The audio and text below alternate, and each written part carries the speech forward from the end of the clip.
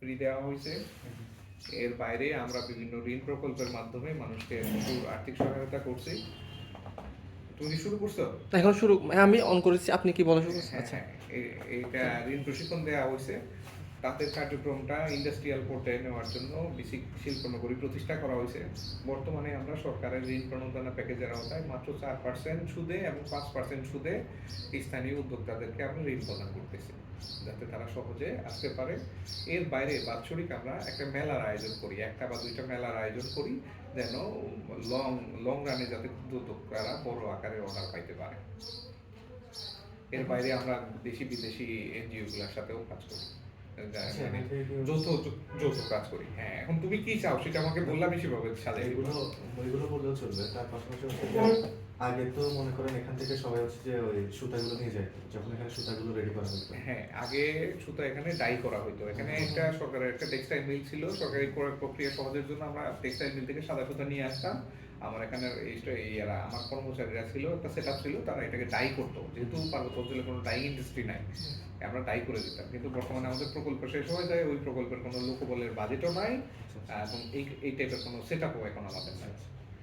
তারপর হচ্ছে যে এখন তো মনে করেন আগে তো এক ধরনের আগ্রহ ছিল সবার, হ্যাঁ মানে এখানে আসে এসে কাজ করতো, নিজেরা এসে কাজ করতো একজন থেকে আরেকজন সময় শুনে। কিন্তু এখন তো হচ্ছে যে আসে না, বললেও আসে না। বিষয়টা হচ্ছে এখন হচ্ছে তাঁতের যে প্রশিক্ষণগুলো হয় এটা হচ্ছে ল্যাবরিয়াস, ম্যানুয়াল টাইপের তাঁত হয়, এবং এটা ব্যয়বহুল। যদিও টেকসই, কিন্তু মানুষ তো সেটা আসলে যেহেতু পরিশ্রম করলে বাইরে সহজে পাওয়া যায়। আমি যেখানে একটা গামছা তৈরি করলে ডেইলি তাকে মজুরি দিতেছি 50 টাকা। এই 50 টাকা মজুরি দিয়া মানে একদিনে সর্বোচ্চ মানে 8টা বা 7টা তৈরি করতে হয়, 350 400 টাকা পায়। তাহলে সারাদিন পরিশ্রম করে একটা মহিলা যদি 400 500 টাকা পায়, বেটার তো আমার মনে হয় যে কোনো কাজ করলে 700-800 টাকা ইজিলি পাওয়া যায়। এটা একটা ফ্যাক্টর। আর তা আমাদের এখানে প্রোডাকশনের জন্য 30টা তাঁত আছে। তা আমরা যে কেউ যদি মনে করে না আমি এটাকে শিখবো, সে পরিশ্রম করবে, কাজটা শিখবে, প্লাস উৎপাদনের জন্য সে মজুরিও পাবে। এই পদ্ধতিতে আমরা এখন চালু রাখছি। মানে আমাদের যে উৎপাদন কেন্দ্র আপনারা দেখে আসছেন, সেখানে আমরা তাদেরকে একদম, সে প্রথমে গামছা বানানো শুরু করবে, গামছার থেকে পিনন হাদি থেকে শুরু করে যে দামি আইটেমগুলো আছে সেগুলোও সে শিখতে পারে। আর হচ্ছে যে আপনাদের মতে মানে এখানে তো আপনাদের ডিফিকাল্টিস আছে, প্রতিবন্ধকতা আছে, সেগুলো থেকে হচ্ছে যে কিভাবে মুক্তি পাওয়া যায়, হচ্ছে সেগুলো কি কি? হ্যাঁ, তাতে সবচেয়ে বড় প্রতিবন্ধকতা হচ্ছে অটোমেশন। যখন যান্ত্রিকীকরণ মানুষের সুবিধা আনছে, অসুবিধা আনছে। যান্ত্রিক যেই তাঁতের কাপড়গুলো আছে সেটা টেকসই না, টেক্সচার বুনন কোনোটাই সুবিধার হয় না, কিন্তু কষ্ট কম।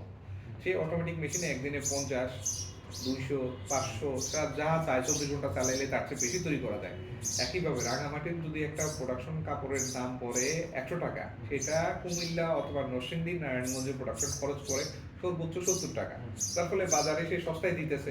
কিন্তু যারা অ্যাকচুয়াল মানে পাহাড়ি আছে, তারা হাতে হ্যান্ডমেড কাপড় আর মেশিনের কাপড় দেখলেই বোঝে, কারণ মেশিনের কাপড় হচ্ছে পাতলা, হ্যান্ডমেড কাপড়টা হচ্ছে মোটা এবং টেক্সচারটাও সুন্দর। যার ফলে যারা চিনে তারা ঠিকই দাম দিয়ে কিনে, কিন্তু পর্যটক যারা আসতেছে, সে যখন 180 টাকায় একটা গামছা পাবে আর 120 টাকায় একটা গামছা পাবে, সে তো 100 টাকা বা 120 টাকার গামছা নিবে, এবং দোকানদাররাও ওই কম দামি প্রোডাক্টটা বিক্রি করতে স্বাচ্ছন্দ্য বোধ করে।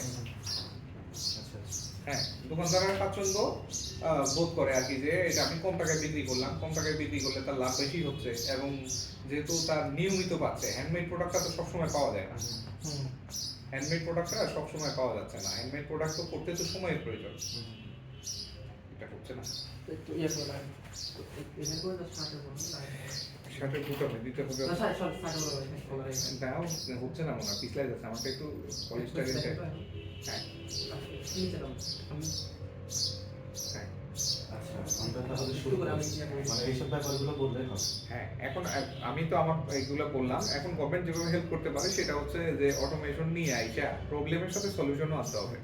সলিউশন হচ্ছে সোলার বেসড অটোমেটিক তাপ, যাতে কারেন্টের তিন পার্বত্য জেলায় একটা রেভলিউশন করতে হবে। রেভলিউশনটা হবে এখানে যেহেতু বিদ্যুৎ সব জায়গায় নাই, এবং কি বলে এই যে চালাইতে গেলে আমার যদি অটো তাপ চালাইতে যায় হাই ভোল্টেজ লাগবে। বিলাইছড়ি বাগাইছড়ি রূপসারি কোথাও তুমি হাই ভোল্টেজ পাবা না, সদর ছাড়া 440 ভোল্টের লাইট খুব কম জায়গায় আছে।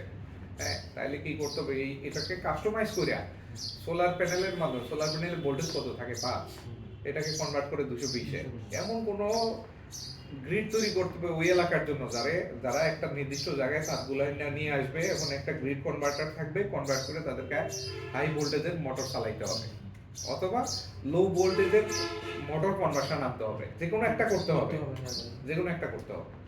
কইরা সোলার প্যানেল দিয়া ওই একটা করে তাপ করা যাবে না, কোনো একটা নির্দিষ্ট মহল্লার জন্য, এলাকার জন্য একটা জায়গায় এসে সবাই তৈরি করবে। ওখানে 20টা থাকবে, কোনো কারবারি বা হেডম্যানের নিয়ন্ত্রণে থাকবে, 20টা 25টা থাকবে, ওখানে আসবে, তারা প্রোডাকশন করবে, সে যতগুলো প্রোডাকশন করবে ওখানে সেল সেন্টার না, ওরা কিনে নিবে, কিনে নিয়ে প্রয়োজনে আমাদের বিসিকের যাদের এই যে আমাদের এরকম সেল সেন্টার আছে, এই সেল সেন্টারের মধ্যে বিক্রি করবে। অথবা প্রতি মাসে একটা জায়গা থাকবে যে সদরে অমুক তারিখে অমুক মাসের এত তারিখে এই তাঁত বিক্রি হয়। এখন যেরকম চলে শনিবার আর বুধবার রাঙামাটি সদরে তাঁতের কাপড় বিক্রি করে সকালবেলা ভোরে 6টায় আসে, হ্যাঁ, অলমোস্ট সব বিক্রি হয়ে যায়, বাট তাদের প্রোডাকশন হচ্ছে কম। তুমি যদি 50টা অর্ডার দিতে পারবে না, আমার মনে হয় না কারোর কাছে পাবো 50টা একসাথে, পসিবল না। আমারে বললেও আমার খবর হয়ে যাবে। ওদের চাহিদা তোমাদের পাহাড়ি যারা বিদেশি আছে, এই আসলে 10টা 20টা থামিয়ে একসাথে নিয়ে যায়, কিন্তু কেউ একসাথে দিতে পারে না, কারণ তাদের ক্যাপাবিলিটি নাই। এবং সেটা করতে হবে কি, ওইটা অন্য জেলার মতো করা যাবে না, এখানে করতে হবে সমবায়। ওই নির্দিষ্ট এলাকাকে সমবায় গঠন করে দিতে হবে, তারা কিছু ইনভেস্ট করবে, তারা 50% ইনভেস্ট করবে, গভর্নমেন্ট 50% দিবে। দেওয়ার পরে ওখানে সব গ্রিড সেট আপ করা হবে, আর এই গ্রিডের জন্য মেইনটেনেন্সের জন্য তাদের কাছে একটা টাকা নিয়ে নিবে, আর বাকিটা তারা বিক্রি করে দিবে। অথবা তারা নিজেরা আইসা এই সদরে আইসা বিক্রি করবে, অথবা সমবায়ের মাধ্যমে বিক্রি করবে। সমবায়ের মধ্যে বিক্রি হলে কি হবে, ঢাকার যে কোনো রিটেইলারও ওখান থেকে গিয়ে একবারে 50টা নিতে পারবে, কিন্তু তোমার কাছে 5টা করে যাবে, 10 জনের পিছনে ঘুরবো না। এখানে যে সমস্যাটা কমন,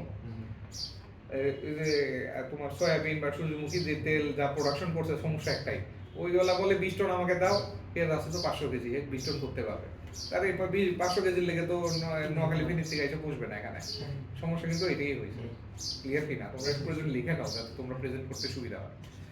ওকে ভাই, এবার বলো, এবার তোমরা তোমাদের মতো করে একটা প্রয়োজনে কাগজ নাও, আমার ওখানে কাগজ আছে, তুমি প্রশ্নগুলো সাজাইয়া তারপরে পড়ো, ওই যে ওখানে কাগজ আছে। ক্লিয়ার কিনা? এইগুলো হচ্ছে বলতে হবে।